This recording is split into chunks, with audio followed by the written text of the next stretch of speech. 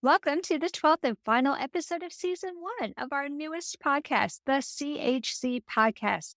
I am Anna Jaworski and a heart mom to an adult with a single ventricle heart.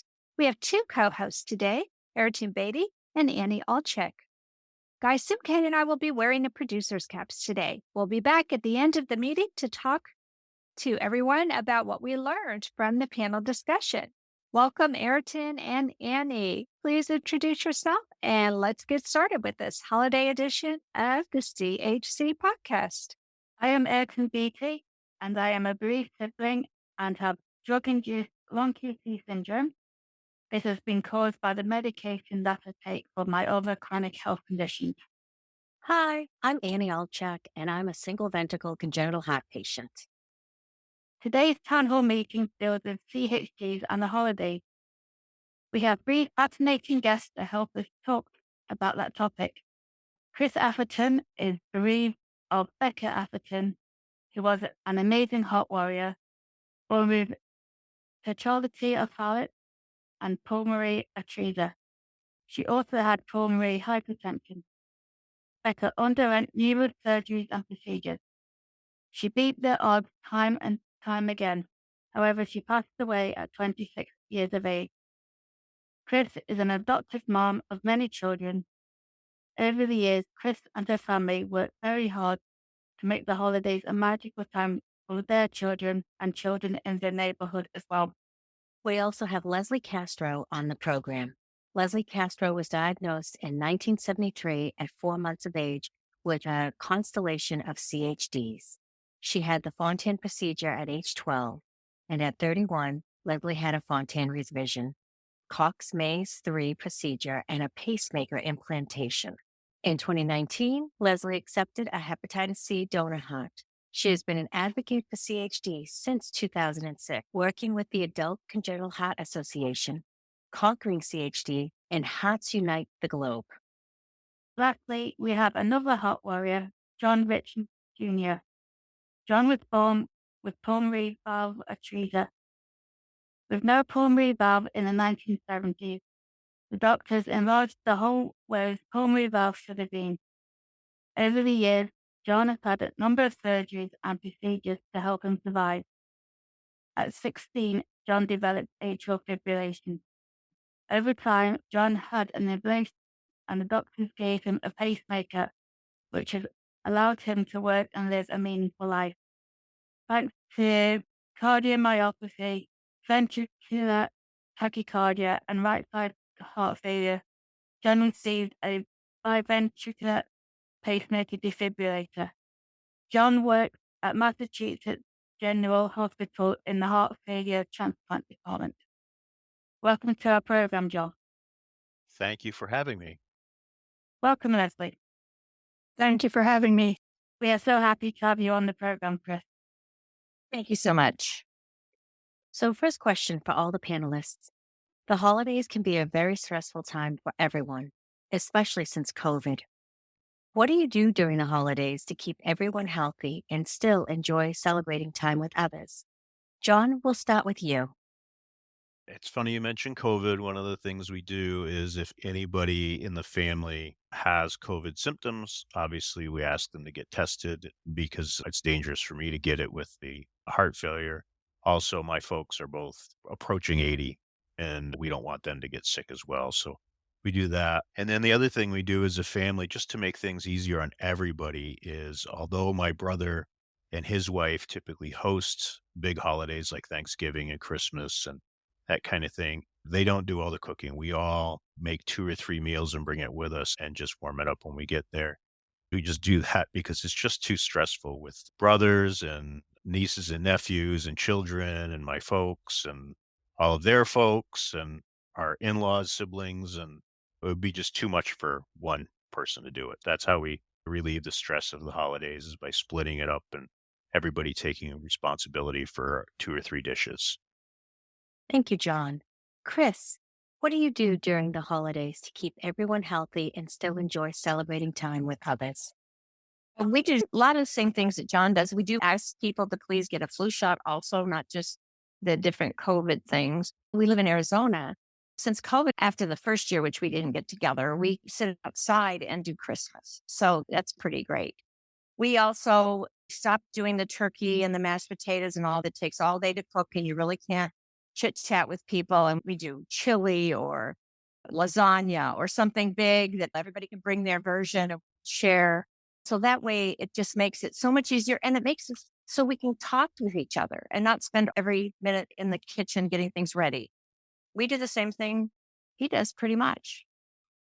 Awesome. Thank you, Chris. Leslie, how would you answer the question? Actually, I spend the holidays at my sister's. My sister's a registered nurse. And because I had a lot of complications post-transplant and have severe allergies, my sister does all the cooking. She knows my allergies. And so she prepares for the whole family.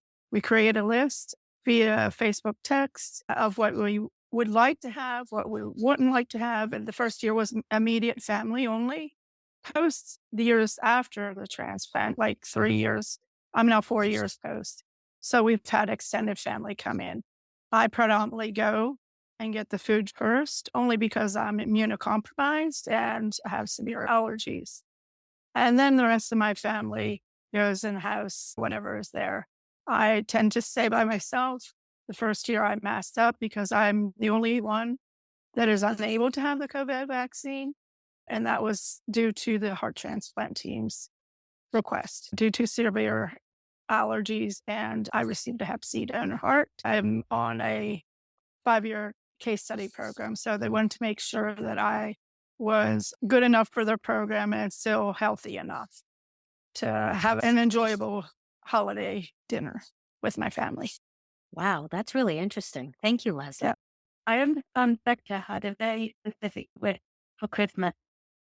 Can you tell us about what that wish was and what your family did about it?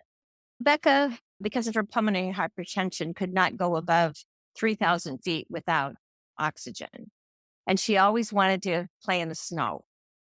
So one year we decided we'll surprise her and bring snow into our front yard and let her and the neighborhood kids play with snow. So we brought in 3 tons of snow, which sounds like a lot, but it's not as much as you would think. And Becca was thrilled. She got to make a snowman, which she really wanted to, got to feel what it feels like to have snow. Now, this snow was not snow from the mountains. We live in Arizona. This was snow that the Iceman brings blocks of snow and has a machine that, I don't know, like snow cones, I guess. It's probably a little finer than that, and blows it onto your yard in a pile and brings. Everybody had a great time. So we started making a tradition. Well, when we moved to a different house, we had an acre backyard. And we thought, let's bring in snow and just invite a few other people. So we invited some more Hart families the first year. And then it ended up growing and growing to where we ended up having a winter party for almost 20 years. COVID stopped that. We had 10 tons of snow brought in. Santa came, and Santa happened to be an ICU nurse who played Santa for many children in many hospitals and at our winter party. There was a family that donated Christmas stockings for every child that was there. And one of the things that was special about this winter party was that the siblings got to come and the family got to be together having fun and not worrying about anything. We did Christmas cookie decorating. Everybody did a craft. There were professional photos, fun photos taken, some different things. And then everyone had their child picture taken with Santa Claus. So we had food, pizza, salad, pickles on a stick, cake, cookies, whatever. So we ended up at one point, we had over 300, 400 people that would come to our winter party. So Becca got her wish. It just got bigger and filled with love.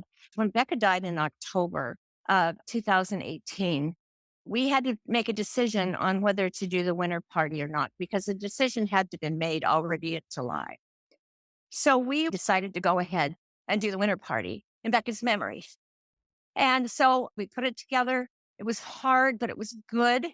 Something else we did at that time, the family that brought the Christmas stockings for every child had Christmas socks for children and for the families, because that was another tradition that started in the hospital when Becca was very little in her honor and her memory. the winter party will always be something special, not only to us, but so many families who remember and tell me now how much they remember went to all the winter parties until they stopped because of COVID. And it's just been a wonderful, joyous event for so many people. That's an absolutely beautiful thing to do, Rebecca, and it's an amazing thing to have done afterwards in her memory as well. Leslie, have you ever been in hospital during the holiday? Do you have a recommendation for parents of young children with congenital heart defects regarding a holiday tradition they can enjoy while in the hospital? The only times I spent in during the holidays would be Mother's Day, Father's Day, and the 4th of July. I think the biggest one was Mother's Day. I was 12 years old, and post-original content. So basically, just reassuring that child that's in the hospital that you're going to return to them the very next day or a day later, and making sure that they have all their essential needs, such as maybe a coloring book or some activities for them to do during that period of time. And nowadays, the iPhone, where you can have communication with your child, would be a great idea. That's some good advice. John, you work at MGH in the heart failure transplant department. I'm sure the holidays are an especially difficult time to see others in the hospital. Can you share with us some of the things MGH does to help patients in the hospital during the holidays? Sure. I don't work on the inpatient side, so I don't see patients in the hospital. I work on the outpatient side, so we see them, and they're not staying overnight, hopefully. But one of the things MGH does do, especially for the kids, is we have it actually happening tomorrow. For Halloween, they help the kids that are able to get dressed up and leave their rooms. They help them get dressed up so they don't have to miss Halloween. They go around to each department, and the people in the department all buy candy. And we have a procession of children with IVs and wheelchairs and on crutches and everything else dressed up and able to get to participate in Halloween that way. But for my patients, I think the biggest thing is we tend to see them more often around the holidays because they cheat on their diet. They want to have a couple of drinks, turkey at Thanksgiving with gravy and stuffing. And of course, that's all loaded with sodium. So we tend to see more urgent appointments around the holidays for those patients because of that. And of course, we try to keep them out of the hospital if possible. But again, the big thing that I see is we see our patients with more urgent appointments. I think that's great that the kids still take part in Halloween, as that's one of my favorite holidays. Yeah, and I think they put out a special menu for the kids as well. Again, our patients, I'm sure, get turkey and gravy at Thanksgiving if they're in Christmas, if they're in the hospital at that time, but it's on the cardiac floor, so it's a low sodium, low fat diet probably, and that's not necessarily the best meal for the holidays, but they try. Wow, that's really interesting. Thank you. This question is for all the panelists. How has your loved one CHD or your own CHD impacted or caused you to alter how you celebrate the holidays? Have you had to make any special adjustment to the way you celebrate the holidays? Chris, would you like to respond first? Yes, we have 6 children that were born with heart defects. And what we discovered, and especially I think Becca taught us this, was the important thing about the holidays is being together. Because we have a large family, we stopped buying presents for everybody. And we started doing what we call the goodwill extravaganza. And my sister goes thrift shopping through the year and buys a whole bunch of different things from thrift shops. And then they're wrapped up. So then everybody draws a number and chooses from under the tree. But it's really a lot of fun. No one has pressure, except my sister, but she takes a whole year doing it for maybe 45, 50 people. And we unwrap presents together and laugh, and then people can steal them or not steal them. We've done that, changed the pressure that it comes from thinking about the right thing for somebody, because what's right is being together. That's really what it's all about, and having fun and making memories. So that's the biggest thing. Becca wanted more than anything to be normal. Our decision was to try to do things as normal as we could for everyone in the family. And that ends up being normal. And it's worked out great and made a lot of memories. I can totally relate to that. My sister-in-law does something similar, where she puts a number inside of Christmas crackers and then we get given a joke gift and we swap them if we don't want them. It's really good fun. Something I heard the other day that some family does who's lost their loved one is they put a memory in a present, wrap it up as a present, each family member does. And then it goes under the tree. And then it's given out to family members and they can read the memory of this person who's died. And I think that's actually something we may be starting this year. Remembering somebody who died and the special memory that you have with that particular person. I think that's a wonderful idea. I think that's great. John, would you like to answer the question? Yeah. And our family, as Chris said, that's the most important thing for us is that we're together as a family and able to spend that time. We're spread out with my parents in upstate New York, and we don't get to see each other as often as we want. So the holidays are particularly special for that. And the present thing for Christmas, we've all agreed as adults that we only buy presents for the children because children are excited about that kind of thing. But as adults, we understand that it's not about the presents. It's about your presence there with the family. And then just personally, and everybody else in my family, luckily, is happy and healthy. So for my own thing, I have one glass of wine at dinner. Thanksgiving and Christmas, it's the only time I drink anymore. And I just limit my intake of salty foods because, like my patient, I need to stay a strict low salt diet. But other than that, we don't do anything particularly special for the holidays. We just spend the time together and catch up and lots of laughs and just good times. Yeah, my family is the same. It's just a case of getting the family together as it's the only time of the year we all really see each other. Leslie, would you like to answer the question? Yeah, mainly we go to my sister's and we take our yearly Christmas picture together as a family and basically spending time with one another. We know that life is precious. I have a niece that is immunocompromised, nonverbal, wheelchair bound as well. The quality time is the most important thing. Spending time with family, getting together, watching movie, watching football game, and just having that time together. Yeah, it's really important for families to spend what time together they can, especially over the holiday. I would like to thank the panelists for sharing. And when we come back, it'll be time for the town hall audience to ask questions or share their experiences with us. Thank you again. Aryton, do you want to take a moment, honey, and thank each person by name? And then that way, if they want to sign off to go to birthday parties and stuff, they won't feel guilty. Yeah, I can do that.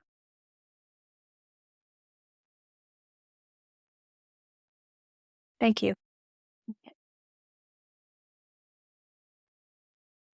Thank you, Chris, for being with us today.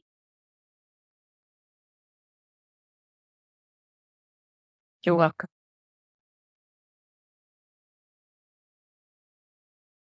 Thank you, Leslie. It's a pleasure talking to you today. Thank you. I greatly appreciated. Thank you again.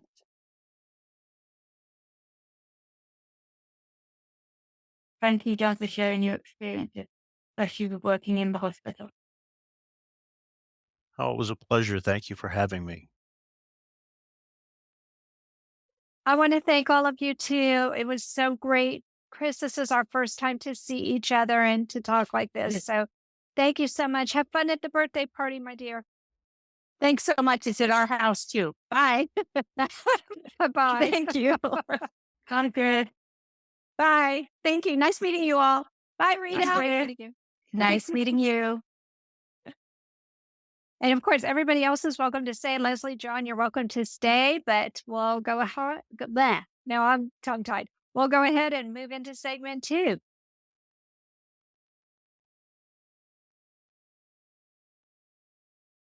Welcome back. We're talking about CHD and the holidays in today's town hall meeting. And now our audience is able to share their experiences or ask questions of our panelists.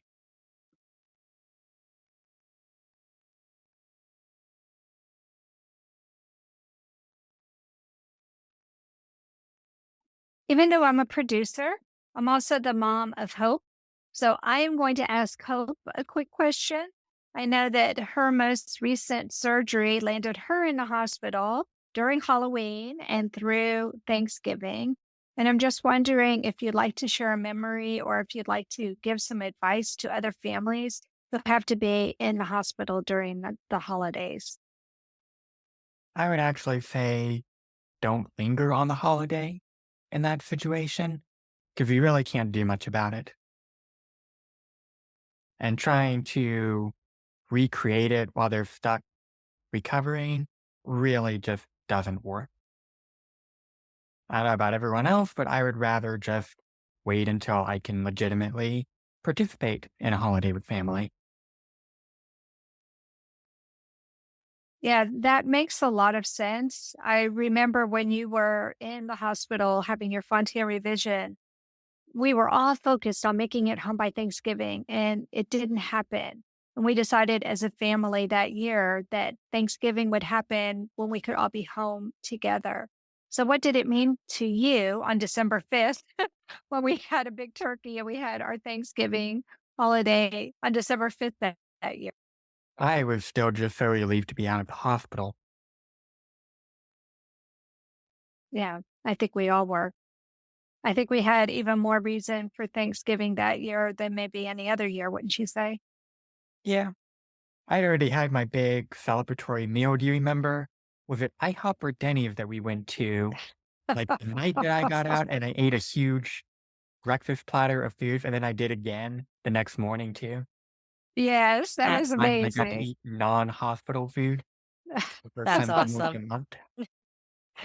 Yes. Oh my goodness. Yes. I can't I, remember what it was that you ate, but yeah, I think we went to Denny's and you had their biggest breakfast platter. And yeah, it was like pancakes and eggs and sausage. And I was just so glad to be done with hospital food. So that was my celebratory meal. that's true. That's true. But I remember it being really special to put the china on the table on December 5th and have our friends and family all around the table. And that's when we had our turkey. I remember they served turkey in the hospital and you Yeah, refused to eat but it's it. hospital food. Yeah, I remember you refused to eat it. You said, "That is not my Thanksgiving meal. We're waiting to celebrate Thanksgiving till I get home." Yeah. Yeah, Dad always makes excellent Thanksgiving turkey. he does. We are so lucky your dad is such a good cook. Uh, Rita, did Victoria ever have to be in the hospital during any of the holidays? No, one time when she was really young, she was in for Halloween. That's the only time I can remember that she was in the hospital for a holiday. Now, the very first time she was in the hospital, she was an infant. It was Mother's Day when we arrived at the hospital. So that was a little different, a different Mother's Day. Yeah. Do you agree with Hope that we just don't have to have the holiday celebration on that day, but that we can do it when it's a meaningful time for us? Yeah, like last year, our Victoria got stuck in Phoenix for an extra day, and our granddaughter got stuck in, I forget where she was, but she got stuck there. So we just waited till everybody could get together to have Christmas because that's what it's all about when we're together, not that particular day. Yeah, I agree 100%. And your family And is now spread everywhere too, right? yes, they are. We're all over. But there's 3 of us here in Texas. So that works. But everybody's far. We're at the end of the earth over here and pretty far from everybody.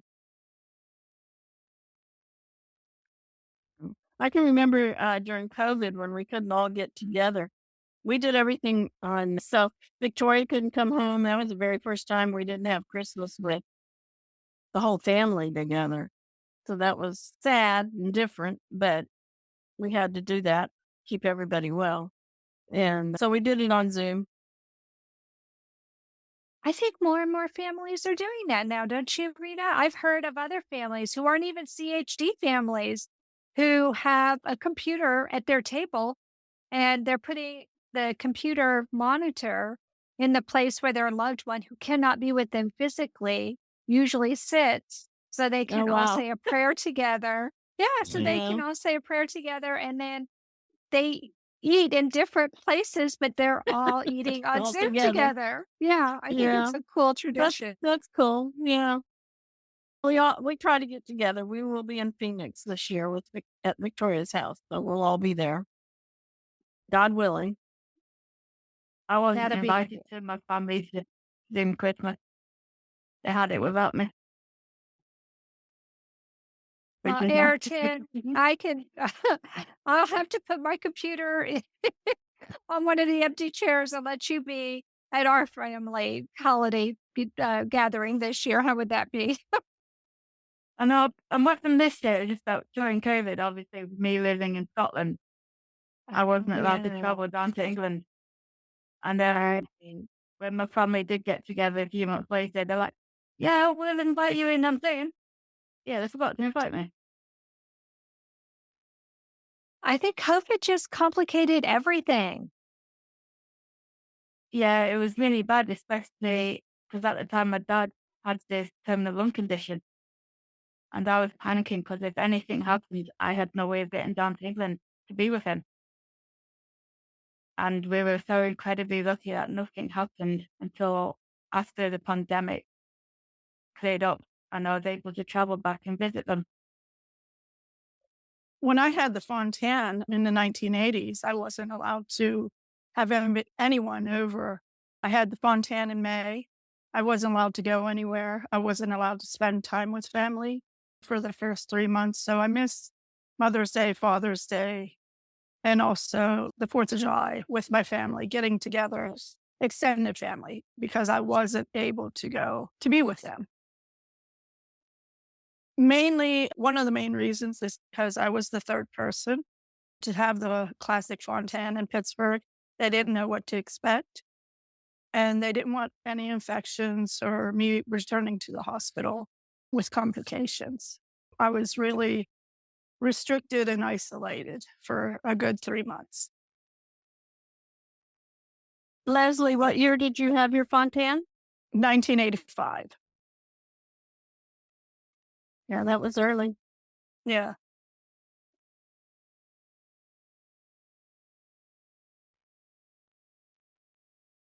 I remember last year I did Thanksgiving in the hospital. I also had a turkey breast for the Thanksgiving meal. It was okay. It was my first time having a holiday in the hospital. I actually enjoyed it because I was used to all that stuff by then.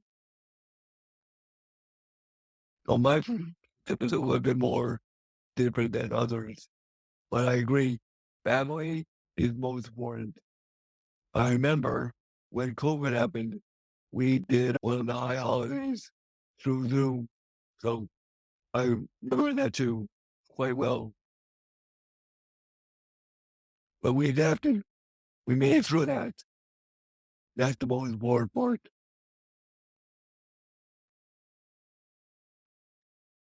Nicole, what about you? How did you spend the holidays?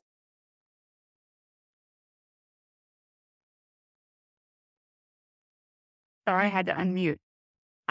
Last year was my first year as a heart patient, and I had just been cleared to lift more than 5 pounds out of my external restrictions, but was still doing cardiac rehab because I had my surgery in August of last year, started cardiac rehab in October. and I told my family I was cooking Thanksgiving in my brand new house. And none of them told me that it was a bad idea. So I got up and I made Thanksgiving. I almost dropped the turkey. And then after we ate, I fell asleep on the couch and the family had to clean everything up because I was just exhausted. Oh my goodness, Nicole. That's insane. Can't pick up a certain weight, but let me grab this big turkey. I like, and I was like bringing stuff out of the kitchen. I'm like, who thought it was a good idea to let the cardiac patient cook Thanksgiving dinner? And my niece, God bless her, we always joke that she is my child. She was like, did you think that somebody was going to tell you something different? I'm like, yeah, I guess not. I'm a little stubborn. That's too funny. I think a lot of us congenital heart patients are definitely stubborn. And when something comes up, we see it as almost either a battle or a competition that we have to beat. I completely understand that. Thank you. Thank you all. No, go ahead, Hope. No, I was just agreeing. That seemed very accurate. Yeah. Because I know over the years there have been things that I shouldn't have done and I still did them. But I want to thank everyone for this mini conversation that we had. This was pretty amazing and always good to hear different perspectives and thoughts and how people spent their time and their holidays, especially during COVID. So thank you so much again.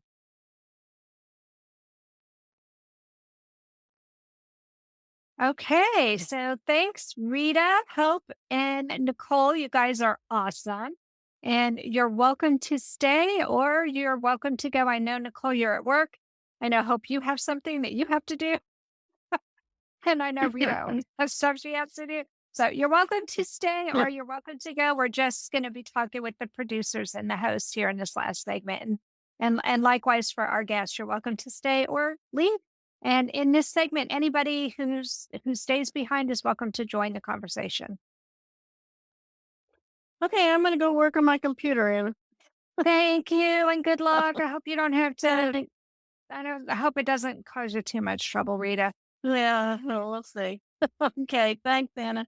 Talk to you Thank later. you. Bye-bye, Okay, everyone. bye. I'm going to head off to typing land and try to finish these charts. Thanks. I'm fun. sorry you didn't actually ask your question, but I think what Annie asked you was even better. Yeah, no, that's fine. Okay. question was it? Thanks. No words. Thanks. Okay, bye. All right, bye-bye. All right. Here we go. We're in the last segment. This is actually going to be one of our shorter shows, but I think it was really good. So, Annie, take it away. Welcome back. Now it's time for Guy and Anna to talk about this episode with Aryton and me. Guy was born with transposition of the great vessels with double outlet right ventricle with transposition of the great vessels and ventriculus septal defect. Wow, it's a mouthful. He received a heart transplant in the beginning of October of 2022. Anna is a heart mom to an adult with a single ventricle heart. They were working behind the scenes during the town hall meeting. Welcome, guys. What did you Thanks, think about Annie. the show? Oh, sorry.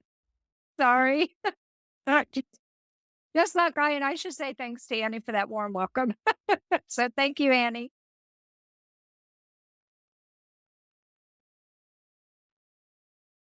Guy hit the wrong button. Hold on one second. Guy hit the wrong button. Yeah. Okay. Thanks, Guy, Annie. Go ahead. Thank you, Annie, for that. It was really well. I liked it. Thank you again.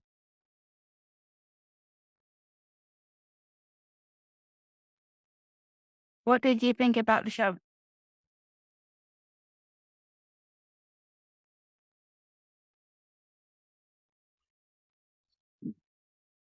I enjoyed the show, actually. I found it very riveting and compelling to hear all three of the guests and their situations. It was really enjoyable to hear. yeah, I would agree with you, Guy. I thought it was really heartwarming to hear how many people celebrate the holidays differently. And I loved hearing the amazing story Chris shared with us about her holiday tradition that she did for 20 years, trucking in snow from the ice maker man. I've never heard of anyone doing something to that degree for the entire community. And I'm sure Rebecca, after she passed, was looking down on them, just smiling and so happy that her mother was bringing so much joy to so many people. It was really a touching story. And it made me think, gosh, I need to do something more special for other people than what I am currently doing.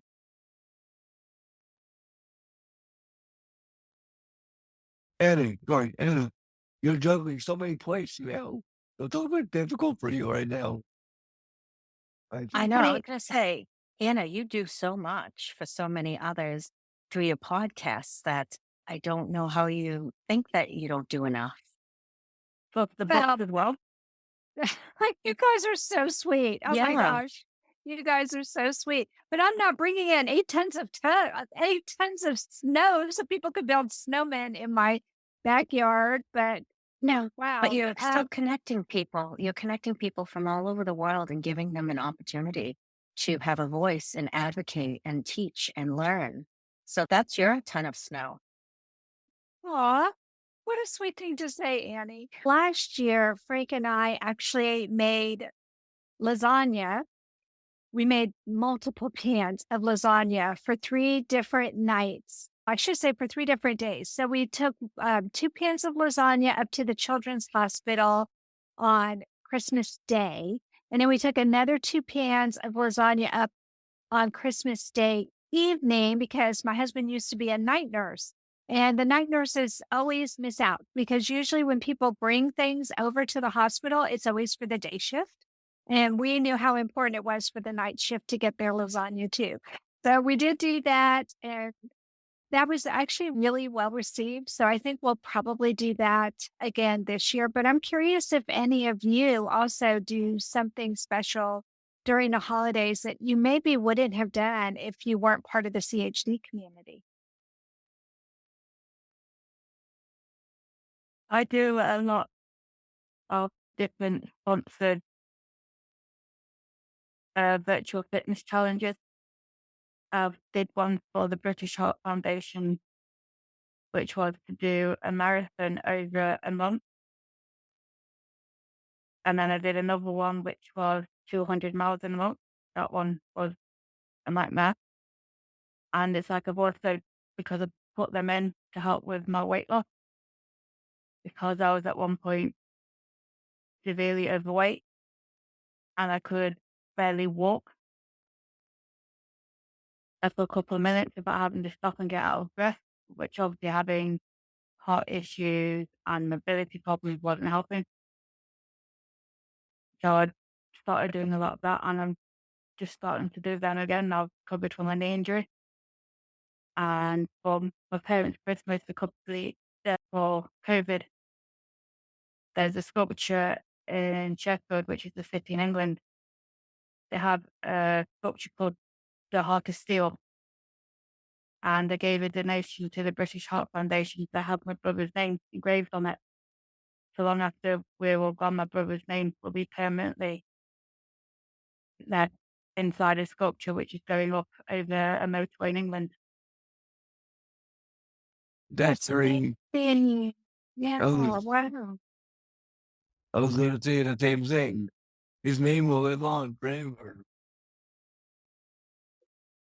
That's wonderful. Did I understand that did you say you walked 200 miles in a month? Yeah. 10 out of 10 my- do not recommend. Oh my gosh. I was going to Wow. say, wow, that's That's great. a lot of walking. That's amazing. Wow. Yes, plus I live up the top of a very steep hill. So to get anywhere, Oh, no. a lot of hill climbing. Oh, oh, gosh. That's pretty amazing that you did something like that, not only to help others, but also your own health. So it was doubly good. I think over the last 5 stuff. Over the last 3 years, I've lost 5 stone, which I think is something like coming up to 70 pounds in weight. Congratulations. Wow. That's amazing. That's great.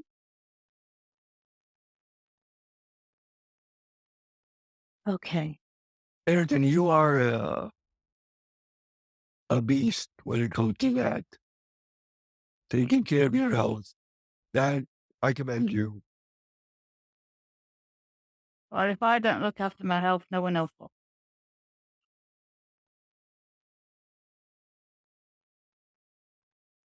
I couldn't I agree more. agree. Okay, gang. What surprised you the most about this?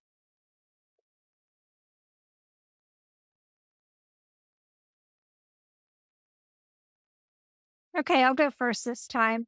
I think what surprised me most was, and I don't know if I should say surprised, but delighted might be a better word. What delighted me most was how everybody kept saying how family is the most important thing and spending time together is more important than gifts. And it's the making memories, it's the laughter, it's the sharing food, but where everybody shares with one another.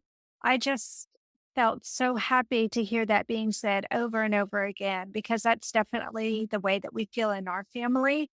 I think sometimes it's easy to overdo it with the gifts, and I am the worst about that because my love language is gift giving. So I can overdo it at times, but really it's about spending time together and making those really special memories. So I loved hearing all the different ways other people are doing that. And I thought it was interesting how both Chris and John talked about doing like a white elephant gift exchange. And that's something we do with our Toastmasters Club every single year. We have the entire club over to our house. We do a potluck dinner, and then we do the Chinese auction / white Christmas, or not white Christmas, just go out of my head, gift exchange. And we have a billiards table. So we put all the wrapped gifts on the billiards table, and then people draw numbers and they steal from each other. And it's a lot of fun to do something like that. So I thought it was interesting that people actually do that with their families, not just as something that you might do at a party. What about you Yeah, guys? I like how When I found, Sorry, Annie. Hold on. Let's let Annie jump in Yeah. first. And what I was going to say was, I liked how John put it, presence over presence. Or present, no, let me start over. I like how John said, presence versus presence. That was a pretty great way to put it. So what did you think, Guy? I also thought that John and Chris's idea was great. And I also like how John put it well. It's the quality of time you have that you spend with family, which is most important, which I agree with too.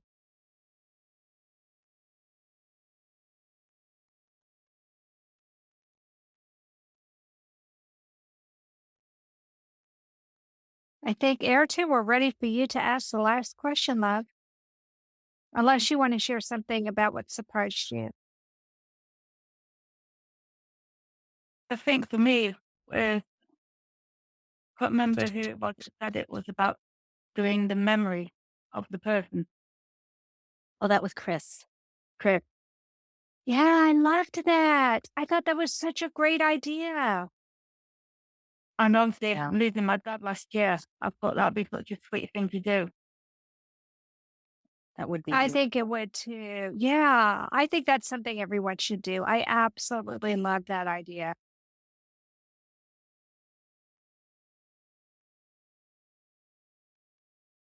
And yeah, it's the quality of time with the family over the quantity of the present, always. Because I don't see my family very often living as far away from them as I do. Yeah, I don't get to see my family as much as I would like to. My son and daughter-in-law and granddaughter are 1,000 miles away. We don't get to spend Christmas together. But when we are together, we make the most of our time together. And I send presents, and thanks to FaceTime and Snapchat, we get to see each other in ways that I couldn't see my grandparents when I was a little girl growing up. But I agree with what Hope said, which was if you can't spend the holiday together for whatever reason, because you're in a hospital or because you are too far away, just whenever you are together, make that your holiday. Yeah. Yeah, I agree. I liked how, so what surprised me in a good way, obviously, was with Leslie. The family members made sure that due to the various immune compromised relatives there, including herself, they were careful to make sure that there's food that she can eat, and then also allowing her to choose her food first before anybody else so that there aren't any contaminations of any form. And I thought that is extremely thoughtful because I know there are a lot of families out there who don't exactly do something like that, even, and I don't know why, but it's very thoughtful. It's very kind. Yeah, I thought that was kind too. And I wonder if that's something that most people even think about. No, a lot of Not families don't always. think about it. But I Yeah. agree. I don't think people think that even if you don't look sick, that you should be go to the front of the line to be first to pick what you want. Yeah, I have to agree there. I know with my own family, with when COVID lifted and people were starting to get back together, it was very difficult for me with mine. I had a brother who only got the first vaccination for work. Otherwise, he would not be vaccinated. A mother who didn't vaccinate either, even though she's had COVID various times. But my dad was definitely vaccinated. So I put myself at risk. I made sure I had my full vaccinations because I knew going over. And also my sister, like unvaccinated, her husband was only vaccinated because of work. They don't believe in any of it. And so going there, knowing that I could easily be exposed to COVID and anything else. And yeah, it was a risk, but for me, it was about spending time with the family that I was missing. And unfortunately, I'm not seeing them anymore due to all the issues with what they believe and what I'm trying to do for my own health. It's definitely quality when you can. Yeah. Hey, I think your health takes most presidents. I agree. I just wish others felt the same way, especially my own immediate family. They will But eventually. you can only do so much. You can only say so much. And the only person I can look out for is me and trying to make my own small traditions in my own ways so that I feel included. When I've had difficulty with family in the past, Danny, and we weren't spending time together like we used to, I always had friends in my life. And I remember one of my friends saying to me, Anna, friends are the family you choose for yourself. And so Yeah. sometimes we just have to adjust who the quote unquote family is that we spend time together with because we have different people in our lives for different seasons.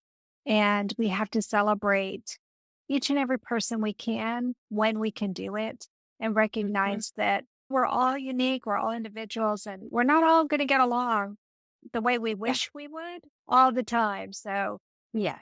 surrounding yourself with positive people, and you're always welcome at my house anytime, girlfriend.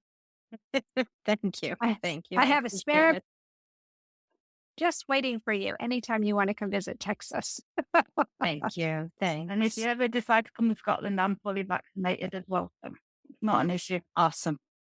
There you Thanks. go. It doesn't get better than that. We did. I'll Christmas become a jet in- setter. I know we did Christmas in Scotland a couple years ago, 2019. I guess it was more than a couple now. It was so amazing. I absolutely loved it. The botanical gardens are a must see if you are in Scotland in December.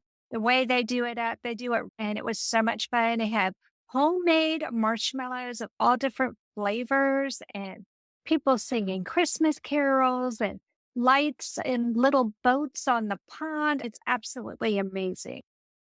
That sounds lovely. I know. I am a botanical guidance person. So any state that I visit, that's one of my main goals is to go to the botanical gardens and see what they do. It's a great goal. Yeah, I Well, love it. friends, I can't believe that it's already time for us to end the show, but I'm just wondering what everyone's biggest takeaway from the show was. So, Annie, what was your biggest takeaway from this show?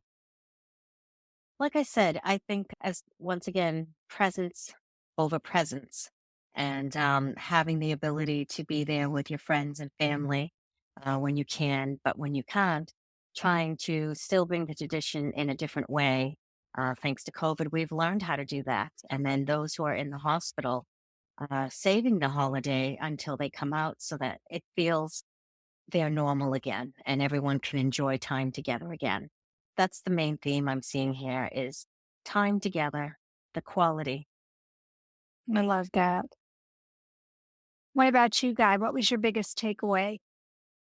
Mine was how everyone was on the same wavelength about how to spend the holidays and what they think the holidays represent for them in general.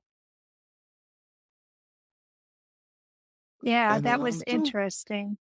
I also think it's the people who you trust best becomes your main family. What does it count to some demands? What does it make family? You make the family.